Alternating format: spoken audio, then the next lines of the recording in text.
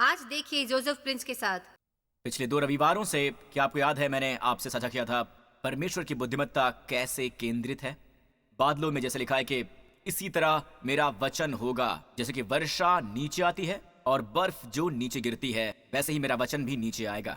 याद है मैंने आपसे साझा किया था सबसे। दरअसल पिछले 2 रविवारों से मैं शास्त्र वचन के इस अंश का हवाला दे रहा हूँ, ये कहते हुए कि स्वर्ग में परमेश्वर की बुद्धिमत्ता कैसे केंद्रित है। बादलों में जैसा कि बाइबल में लिखा है, जैसे वर्षा नीचे आती है और बर्फ जो नीचे गिरती है, इसी तरह मेरा वचन भी नीचे आएगा। ये ऐसे ही नहीं गिरेगी, इससे हानि होगी, तबाही होगी, राइट। पर जो परमेश्वर करते हैं वो ये है कि वो वर्षा को होने देते हैं, उसके तलछट को कि वो धूल इत्यादि से मिल जाए और वो बूंदों की शक्ल में नीचे आए। वो छोटे से फूल को भी नुकसान नहीं पहुंचा सकते हैं, उन्हें भी सुरक्षित रखना होता है।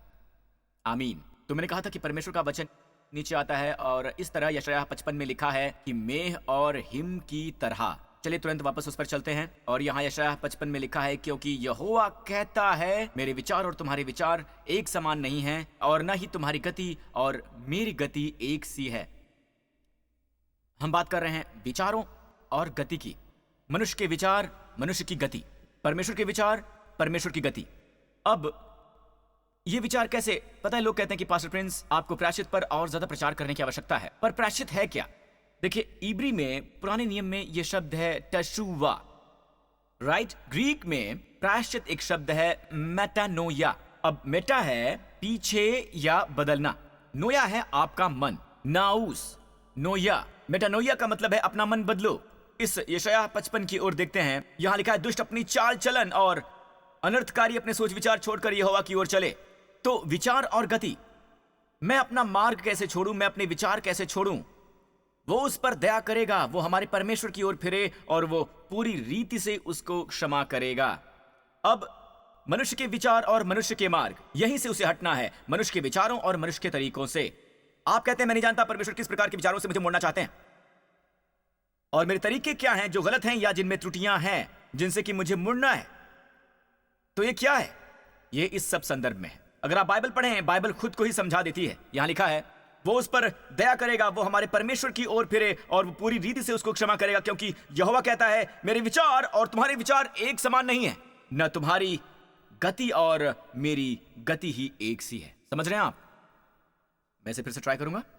वो पूरी रीति से उसको क्षमा करेगा, क्योंकि मेरे विचार और तुम्हारे विचार एक समान नहीं है। गौर करें, वो पूरी रीति से क्षमा करेंगे, यानी कि हमारे विचार तुम्हारे विचारों जैसे नहीं हैं। तुम सोचते हो तुम्हें भेदभाव रखकर क्षमा करूंगा, पर मैं तुम्हें पूरी रीति से क्षमा करूंगा। इब्री में यह शब्द है पूरी तरह से और बहुतायत से क्षमा करना। परमेश्वर कहते हैं तुम्हारे विचार मेरे विचार जैसे नहीं है, तुम्हारे विचार बहुत नीचे हैं। मेरे विचार ऐसे हैं जैसे आकाश जो धरती से ऊपर है, वैसे ही मेरे विचार हैं। तुम सोचते हो मैं तुम्हें क्षमा करूंगा, आप में से कुछ सोचते हैं मैं क्षमा करूंगा प्रभु, पर मैं तभी क्षमा करूंगा जब आप बहुत से आत्मिक अनुष्ठानों से गुजरेंगे, जब आप बहुत बुरा महसूस करेंगे, जब ये करोगे, जब वो करोगे। ये मत सोचो कि मैं तुम्हें अपनी इच्छा से माफ करूंगा, बिल्कुल भी नहीं। पर मैं तुम्हें बता दूं, परमेश्वर कह रहे हैं ये मेरे विचार हैं जो तुम्हारे विचारों से कहीं ज्यादा ऊपर हैं। मैं पूरी तरह से और बहुतायत से क्षमा करूंगा, क्योंकि मेरे विचार तुम्हारे विचार नहीं है। आप समझ पा रहे हैं? बहुत बार हमारे विचार इतने ऊपर नहीं आते हैं, फिर भी मेरा मानना है कि परमेश्वर क्षमा करते हैं। तुम्हें ये करना होगा, तुम्हें वो करना होगा, तुम्हें ये करना है, तुम्हें वो करना है। और जब परमेश्वर क्षमा करते हैं, राइट, तो वो बस क्षमा कर देते हैं और कहते हैं कि बेहतर है अपना ध्यान रखो, ठीक है। ये मुफ्त की क्षमा नहीं है, ये बहुतायत की क्षमा नहीं है। और ध्यान रखो कि ये बहुत बार कार्यशैली के द्वारा ही खराब हो जाता है। मैं समझाता हूं, क्या कभी आपको लोगों से ट्रीट मिली है, वो आपको ट्रीट देते हैं और फिर वो कहते हैं कि ओके, आपने पहले ट्रीट मांगी थी, मैंने वो दे दी है पहले ही। वो ट्रीट तो देते हैं, पर उनकी जो शैली है वो बिल्कुल अलग होती है। ये कार्य को खराब कर देती है। सिर्फ कार्य की नहीं है, शैली की भी है। तो जब परमेश्वर क्षमा करते हैं तो ये एक शैली है कि वो क्षमा करते हैं बहुतायत से, क्योंकि हमारे विचार उनके विचारों की तरह ऊंचे नहीं उठ पाते हैं। याद करें उस औरत की कहानी, जब वो फरीसी के घर पर आई, जब यीशु वहां पर थे। आप समझ पा रहे हैं? फरीसियों के साथ भोजन करते हुए वो यीशु के पांव पर रोई, उसने अपने बालों से उनके पांव पूछे और फिर यीशु ने उस स्त्री के विरुद्ध उन फरीसी के मन में आए विचार जान लिए कि वो क्या सोच रहा था। यदि ये एक पवित्र आदमी है, अगर एक भविष्यवक्ता है, तो वो जान जाता कि वो किस तरह की स्त्री है। अब जाहिर है कि वो बदनाम औरत थी, और यीशु कहते हैं कि शिमोन, जो फरीसी का नाम है, एक बार की बात है, चलो उस कहानी पर चलते हैं। वो कहते हैं किसी महाजन के 2 देनदार थे, एक को देने थे 500 दिनार और ये है 1.5 गुना, थोड़ा सा आधे साल के वेतन से ज्यादा, ठीक है। और दूसरे को देने थे 50 दिनार, करीब 2 महीने का वेतन। जबकि उनके पास पटाने को कुछ भी न रहा तो उसने दोनों को ही क्षमा कर दिया। अब बताइए कि उनमें से कौन सा उनसे अधिक प्रेम रखेगा, जिसका ज्यादा माफ हुआ या जिसका कम माफ हुआ? ज्यादा वाला, है ना? जिसका ज्यादा माफ हुआ है वो अधिक प्रेम रखेगा। ये कोई ट्रिक वाला प्रश्न नहीं दोस्तों, बहुत ही आसान है। ये बेहद आसान और सरल प्रश्न था। ऑलराइट, तो फरीसी यीशु से अधिक प्रेम नहीं दिखाएगा क्योंकि वो ये सोचता ही नहीं कि उसने अधिक पाप किए हैं, पर असल में थे। उस औरत को अपने पाप का पता था जो कि बहुत अधिक थे और उनमें से बहुत से पूरी तरह क्षमा कर दिए गए। पर मुझे क्षमा करने की शैली बहुत पसंद आई। जब उनके पास पटाने को कुछ न रहा तो उसने दोनों को क्षमा कर दिया, दोनों को ही क्षमा कर दिया। तरीका देखें जिस तरह परमेश्वर क्षमा करते हैं, तरीका देखें जिस तरह प्रभु हमें क्षमा करते हैं, पूरी तरह से क्षमा। बाइबल के एक बहुत ही महान अध्याय में, मैं इसे सबसे महान अध्यायों में से एक कहता हूं, अध्याय 15। ठीक उसके बाद जब फरीसी उसके करीब आए, बाइबल में लिखा है अध्याय 15 में पहला वचन कि फिर यीशु के निकट आए पापी। जाहिर है वो समाज द्वारा बहिष्कृत हैं। फिर यीशु ने ये दृष्टांत साझा किया और इस दृष्टांत में 3 दृष्टांत लूका 15 में आपके पास है अच्छा चरवाहा जिसने एक को ढूंढने के लिए 99 को पीछे छोड़ दिया। फिर वो औरत है जिसके 10 सिक्कों में से एक सिक्का खो गया, उसका चांदी का सिक्का खो गया। और तीसरा, आप सब उड़ाऊ पुत्र की कहानी जानते हैं, आप सब जानते हैं। क्या आप त्रियून परमेश्वर देख सकते हैं? पिता, पुत्र, पिता और पवित्र आत्मा। यहां देखें, यीशु अच्छे चरवाहे के रूप में है। वो औरत जो खोया हुआ सिक्का ढूंढने के लिए पूरे घर को बुहार रही थी, यानी पूरी दुनिया में आत्मा गतिमान है, वो बुहार रहा है, आमीन, आपको ढूंढते हुए। और पिता जो है, तो आपके पास पिता है, पुत्र है, पवित्र आत्मा है, त्रियून परमेश्वर एक अध्याय में। और कितना प्यारा सा अध्याय है, ये हृदय जीत लेता है। ये शुरू करता है एक चरवाहे से, और मत भूलिए यीशु स्वयं से दृष्टांत सुना रहे हैं, उदाहरण देने के लिए अपने पिता और प्रेम का। वो कहते हैं कि एक चरवाहा, अगर आपने एक भेड़ खो दी है और उसकी 100 भेड़ें हैं, क्या वो 99 को नहीं छोड़ जाएगा उस एक को ढूंढने के लिए? जवाब है नहीं, कोई चरवाहा ऐसा नहीं करेगा सिवाय एक के, अच्छे चरवाहे के। अक्सर चरवाहे का और को खोने का जोखिम नहीं उठाते हैं। वो उसे अपनी कीमत में जोड़ेंगे और कहेंगे कि ठीक है, आज एक खो गई है, पर 99 को खोने का जोखिम नहीं उठाऊंगा। पर यीशु आपको ढूंढेंगे चाहे आप एक ही क्यों ना हो, आमीन। वो 99 को छोड़कर जाएंगे और एक को ढूंढेंगे। और ये मुझे बहुत पसंद है, वो तब तक ढूंढता रहेगा जब तक कि आप मिल नहीं जाते हैं। दोस्तों, वो आपको ढूंढेंगे, आमीन। आप कहेंगे, जानते हैं क्या, कल रात मैंने इस मीटिंग में प्रभु को पाया है। नहीं, वो खोया नहीं है, असल में उसने आपको पाया है, आमीन। परमेश्वर ने कुछ इस तरह इंतजाम किया कि वो पाए जाएं। वो आपको ढूंढेंगे जब तक कि आपको पा नहीं लेते हैं। पर गौर करें, जब वो इसे ढूंढ लेते हैं तो बहुत से तरीके हैं कि उस भीड़ से कैसे निपटना है। उस भीड़ को डांट सकते हैं, आमीन, और सिंगापुरियन स्टाइल से भी डांट सकते हैं। अपना सबक सीखा कि नहीं सीखा? हाँ, देखा क्या हुआ?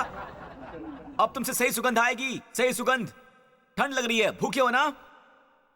आप देखें, आप क्षमा कर देते हैं क्योंकि आप उसे ढूंढेंगे। जाहिर है अभी उससे प्यार है, भेड़ जानती है कि आप उससे प्रेम करते हैं, पर शैली खराब हो गई है, ठीक है। अब क्या भेड़ बच गई है? जी हां। क्या इससे फर्क पड़ता है कि आप भेड़ को अपने कंधे पर कैसे डालते हैं? चाहे आप इसे खुशी से करें, लापरवाही से करें, गुस्से से करें, भेड़ बच गई है, भेड़ अभी भी बची है। चाहे आप किसी भी तरह से उठाएं, पर कौन इस सुंदर शब्द को छोड़ सकता है? जब वो मिल जाती है, वो बड़े ही आनंद से उसे कंधे पर उठा लेता है। इस शब्द से कौन जुदा होना चाहेगा? आनंद से। यह है क्षमा करने की शैली, आमीन। ना केवल पूरी तरह से क्षमा करना, पर आनंद से क्षमा करना। वो आपको ढूंढते हैं, वो आनंदित होते हैं। एक भी शब्द उस बारे में नहीं। हाँ? फिर अगली वाली है औरत जिसके 10 सिक्कों में से एक खो गया था। आप समझ पा रहे हैं?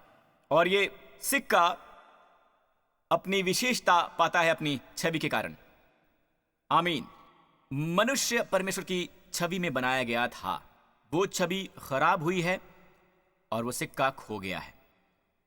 और बाइबल कहती है ये औरत कौन ऐसी स्त्री होगी जिसके पास 10 सिक्के हों और उनमें से खो जाए तो वो दिया बार कर और घर झाड़ कर जब तक मिल ना जाए जी लगाकर खोजती रहे जब तक कि वो मिल ना जाए? क्या वो उसकी खोज पूरी निष्ठा से करती है या लापरवाही से करती है?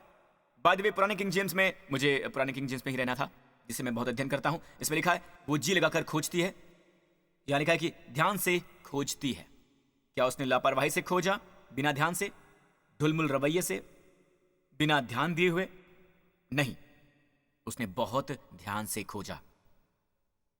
पुराने किंग जेम्स में जी लगाकर खोजा, वरना आप कभी ढूंढे नहीं जाएंगे। प्रभु ने अपना मन और प्राण में डाल दिया। और फिर हमारे पास है पिता। उड़ाऊ पुत्र की कहानी पता है, उसने घर छोड़ दिया। वो अपने पिता से कह रहा है कि मेरी विरासत दे दो क्योंकि आप बहुत ही मजबूत हैं, बहुत ही स्वस्थ हैं, मैं मृत्यु तक इंतजार नहीं कर सकता। और पिता ने उसकी संपत्ति उसे दी। अब आप सब कहानी जानते हैं, वो व्यभिचारी जीवन व्यतीत करता है वेश्याओं के साथ, बहुत ही अधर्मी जीवन शैली अपनाता है और उसका पैसा खत्म हो जाता है, उसके दोस्त चले गए। आप एक कहानी जानते हैं, वो खुद को सुअरों के बाड़े में पाता है और कहता है मैं उठकर अपने पिता के पास जाऊंगा। पिता का घर जहां इतना अधिक खाना है और बचा भी रहता है। तो बाइबल कहती है जब पिता ने उसे देखा वो उठकर अपने पिता के पास गया। वो अभी दूर ही था, ये राह से बहुत दूर ही था, बिल्कुल पास नहीं था, वो बहुत दूर था। उसके पिता ने उसे देखा। ये हमें बताता है कि पिता हर दिन क्षितिज की ओर ही देखता रहा था, हर एक दिन। पता है, परमेश्वर हमें देखते हैं, हमारा इंतजार कर रहे होते हैं, हालांकि आपका जीवन पूरी तरह से गड़बड़ हो चुका है। आपने जानबूझकर उसकी ओर अपनी पीठ मोड़ रखी है। एक तरह से आप कह रहे हैं कि मुझे तुमसे कुछ भी लेना देना नहीं है, आमीन। और वो फिर भी तुम्हारे लिए क्षितिज को छान रहे हैं। जब उसने उसे दूर से आते देखा कि उसके पिता ने उसे देखकर तरस खाया है, दौड़कर उसे गले लगा लिया। वो दौड़ के गया। अब यहीं रुक जाइए, दौड़कर। इसका मतलब है कि पिता, अक्सर वो काफी बुजुर्ग होते हैं, उन्हें अपना लिबास उठाना पड़ा है ना? तो दूसरे शब्दों में वो अपने पिता की गरिमा एक ओर छोड़ देगा अपने पिता के प्रेम और प्यार तक जाने के लिए। पिता के प्रेम और प्यार तक। यही परमेश्वर ने हमारे लिए किया है कि अपनी महिमा एक ओर रख दी है और नीचे आए हमें बचाने के लिए, आमीन। तो पिता दौड़ा गया। इस शैली को देखिए, सोचिए ऐसी क्षमा कैसी होगी। रुक रुक रुक, आने के लिए रुक जा। अब ठीक है, अंदर करीब आ जाओ। हाँ। और हम सिंगापुरियन बहुत मशहूर हैं अपने मोनोसिलेबल के लिए, एक ही शब्द जैसे। कैसे?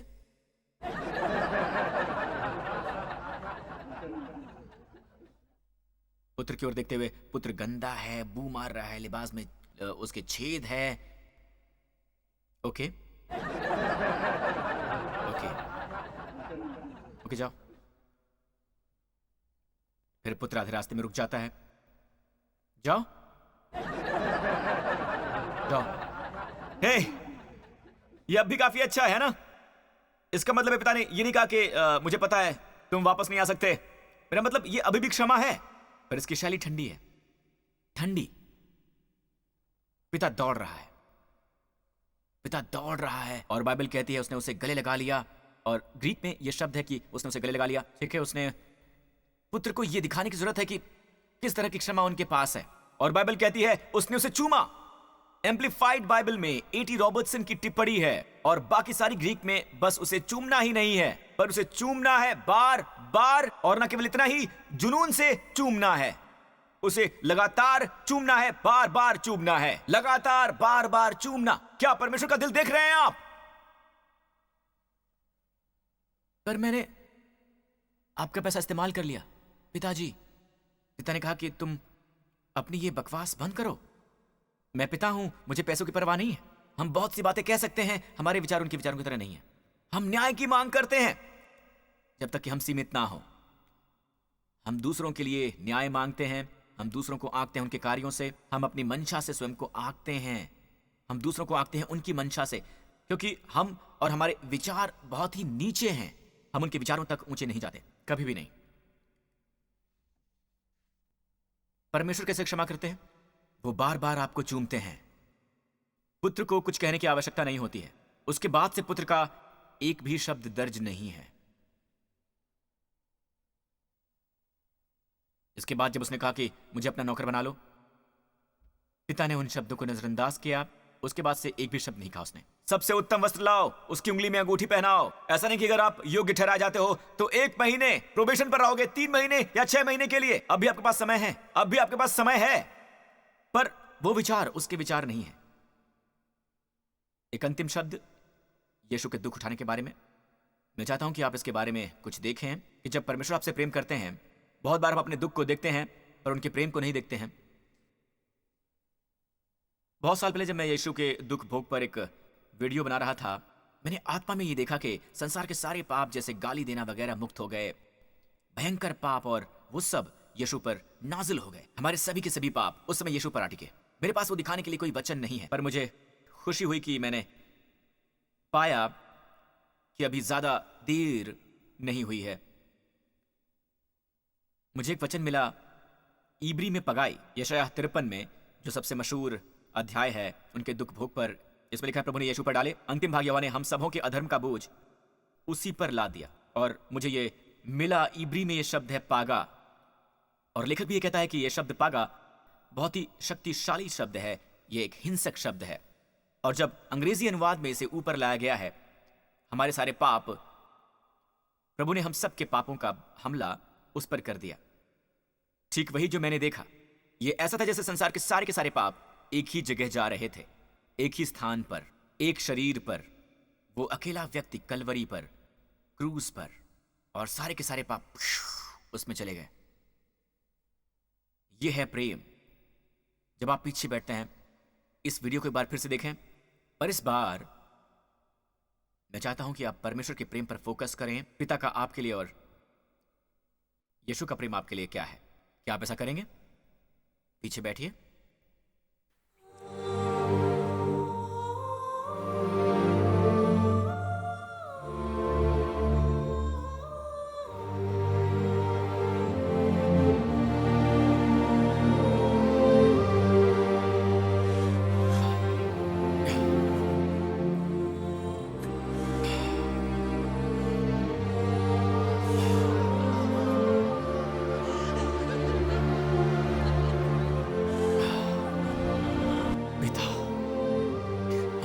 उन्हें क्षमा कर, क्योंकि वो नहीं जानते हैं कि वो क्या कर रहे हैं।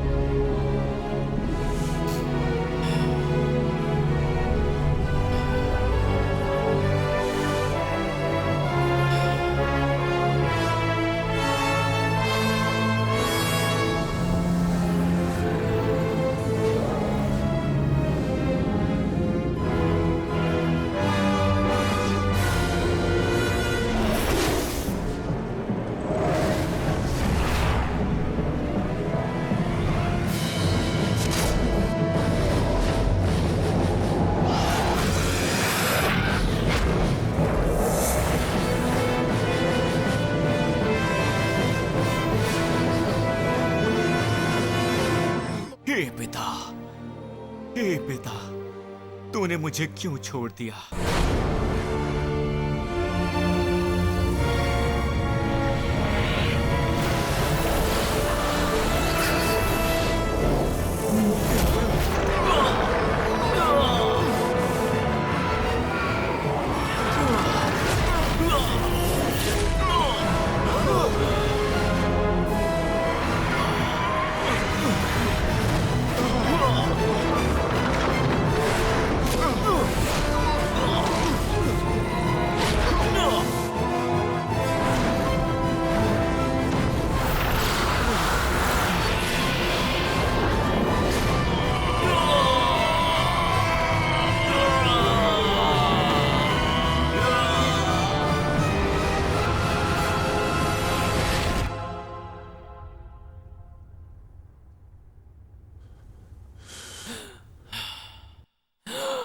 पूरा हुआ।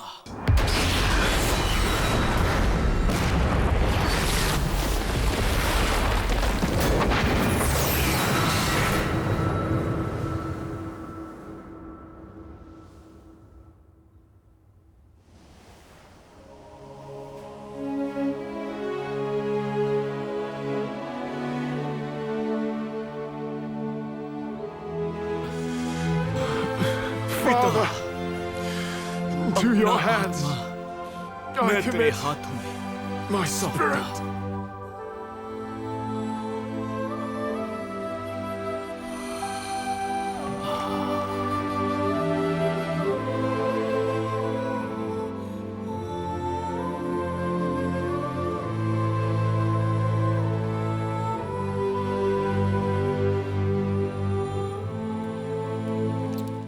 क्या प्रेम है, बेशकीमती प्रेम। हर सिर झुके, हर आंख बंद हो इस पूरे स्थान में, हर जगह जो इस वक्त इसे देख रहे हैं। दोस्तों, हम कभी नहीं समझ पाते हैं और ना ही अंदाजा लगा पाते हैं इस अद्भुत प्रेम का। एक प्रेम जो हमसे प्रेम करता है हमेशा, लगातार। वो कहते हैं कि मैंने तुम्हें एक अनंत प्रेम के साथ प्रेम किया है, तुम चाहे कुछ भी करो। परमेश्वर आपको हमेशा प्यार करेंगे